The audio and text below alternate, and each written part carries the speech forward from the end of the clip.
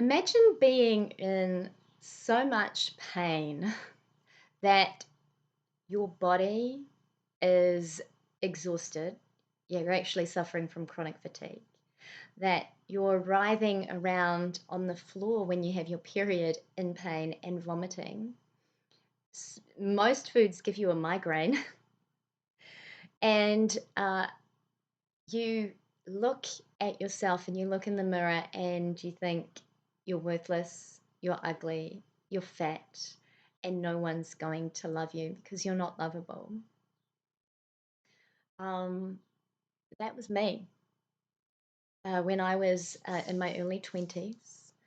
I had an incredibly bad relationship with myself and, most importantly, with this beautiful body that carried me through life. And it had started um, at the age of 12. I went on my first diet when I was 12 and joined a girlfriend at intermediate who was eating only salad to lose weight. And I thought, well, that's a great idea. I'm going to eat salad too, because I guess that's what we do now. But of course, we only ate salad until we lost the weight, and then we ate normal again. and uh, and when you eat normal again after eating salad, you gain the weight back, and then some. And so at 12, I had my first diet, and I started the journey of associating my self worth, my value, and the reason people would love me to the way my body looked and the size of the clothing that I could fit into. I was 12. When I was 14, I was really active at school. I participated in netball and volleyball and basketball and other sports. Uh, I started going to the gym, and I would do 2 classes a night, back to back, 2 classes a night. So, on top of the sport that I was doing at school, on top of riding to school, I would then exercise for 2 hours and continue to look in the mirror and think, I'm a fat pig. I wasn't exercising to nourish myself or look after myself. I was exercising to burn off the food that I'd eaten because I was so filthy and disgusting that having eaten, how dare I, whatever it was that day, whatever it was.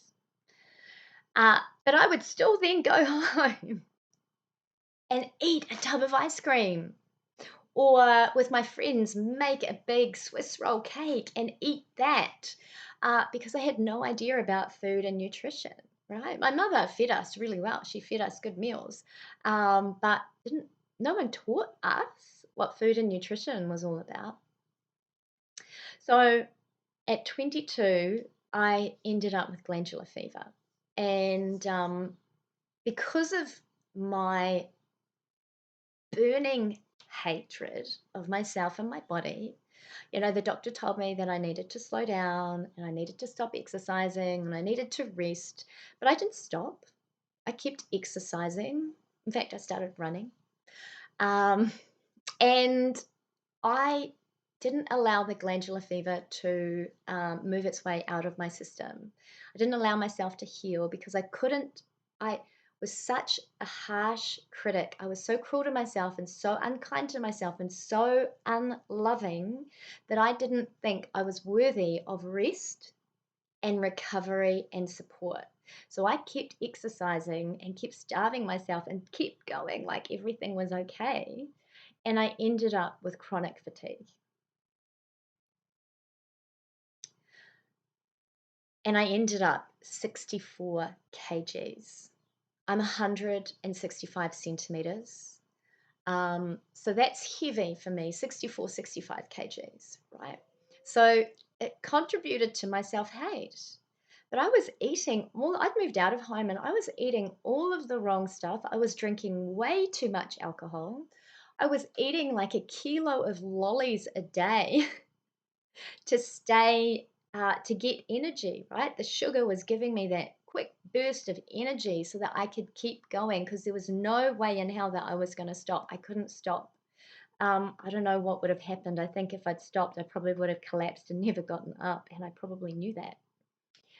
So I kept exercising. I started running, training for a half marathon every lunchtime, or going to a spin class at lunchtime with my friends, then going to the gym for 2 hours still every single day after work, and then really thinking eating was cheating.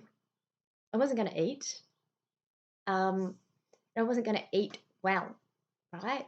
So I was following all the fad diets. I did the liver cleansing diet. I did the high protein diet. I did, you name it, I did it. The eat right for your type diet. I did no dairy. I just started kind of cutting out dairy, protein, ate carbs, ate lollies, and ate lots of fruit, and would probably have a yogurt a day. So lots of fruit, lots of yogurt, and not enough. But I was still 64 kilos because there's another thing that was happening, like that self hate and the looking in the mirror and thinking I was ugly and fat and no one was going to love me, um, was contributing to me withholding self care and self love. So the glandular fever, right? 10 years of dieting, glandular fever, compounded my issues, and I started to really get some pretty meaty health issues. So I had chronic fatigue, and then I ended up in severe pain. My body became really inflamed. I was in so much pain. It was magnified when I had my period. I would be like, the cramps were so intense. Sometimes I would vomit. Some foods I ate, I would get migraines. I had eczema on my body, like my skin had flared up.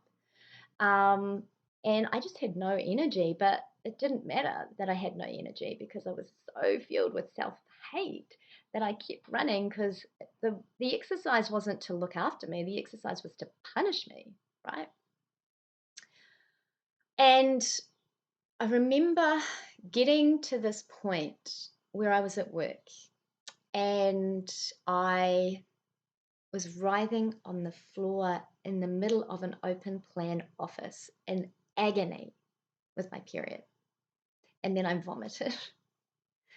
And that was that turning point moment where you know what, you can't keep going this way. Yeah, something is up, something is wrong, you need to change this. And so there was a part of me that picked myself up from the floor and said, inside, a little voice inside said, there's an acupuncturist around the corner, go see her now. So I walked out of the office to the acupuncturist, writhing in pain, and she saw me immediately. She took me in, and she happened to also be a yoga teacher, and she also happened to be a nurse. And the reason it's important that she was a nurse is because nurses are clinicians. They love science, they use science. She wasn't airy fairy. She was like, here is the science behind the stuff I'm telling you, Kristina. So the first thing that she said to me was, you need to start yoga because your core is so weak that that is causing the pain that you're experiencing when you have your period, right? Your back is weak, your stomach is weak. And I was like, but I do pump, I do a circuit class, I do weights, I run, I swim. What do you mean I'm weak? Yeah, but my body was weak. I didn't have any muscles because I wasn't feeding it. It couldn't build any muscles, right? So I started yoga. I was so desperate, I followed everything she told me.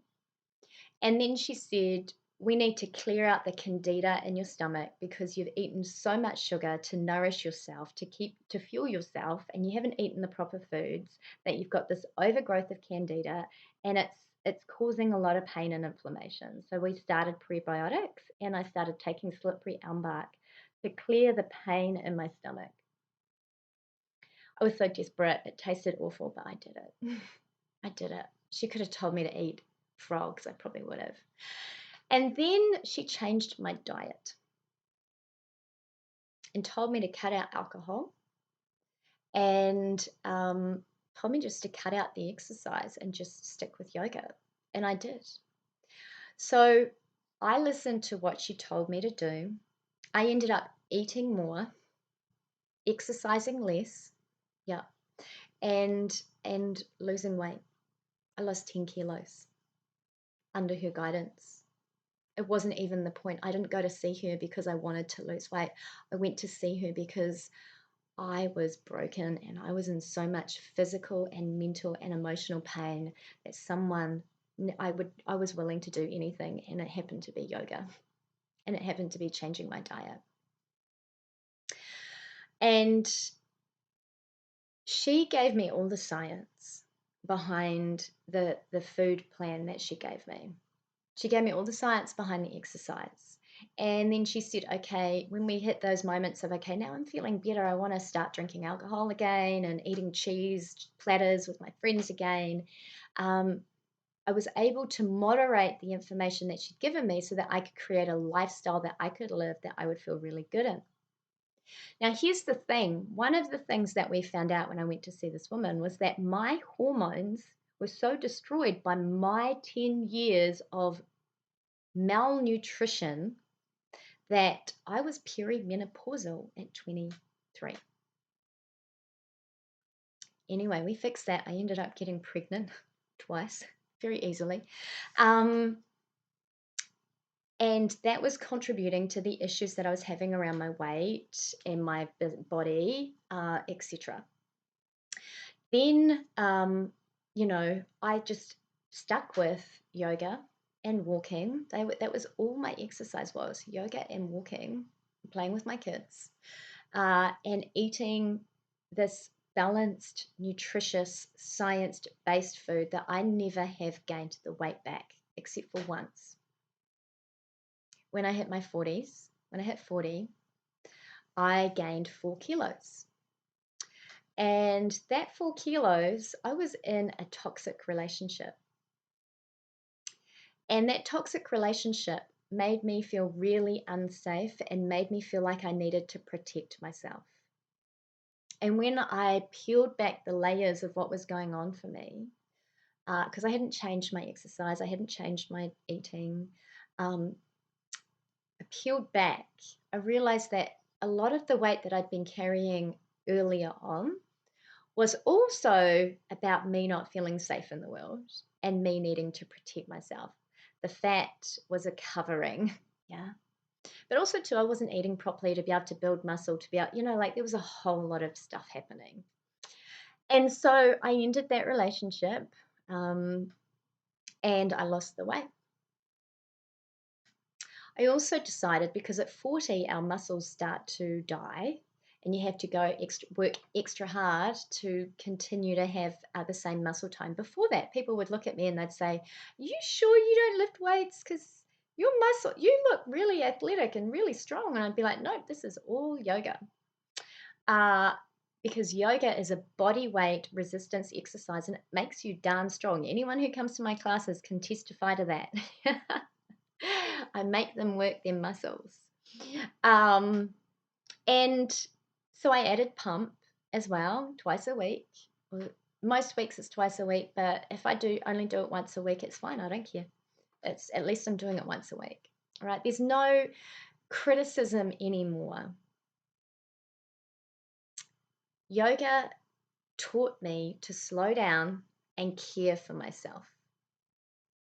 It taught me to nourish and nurture myself and build an inner strength and an inner fortitude that meant that I felt safe and protected in the world, and that I could move through life and look in the mirror and love the body that I saw and feel comfortable in the clothes that I was wearing, and most importantly, live life to the fullest.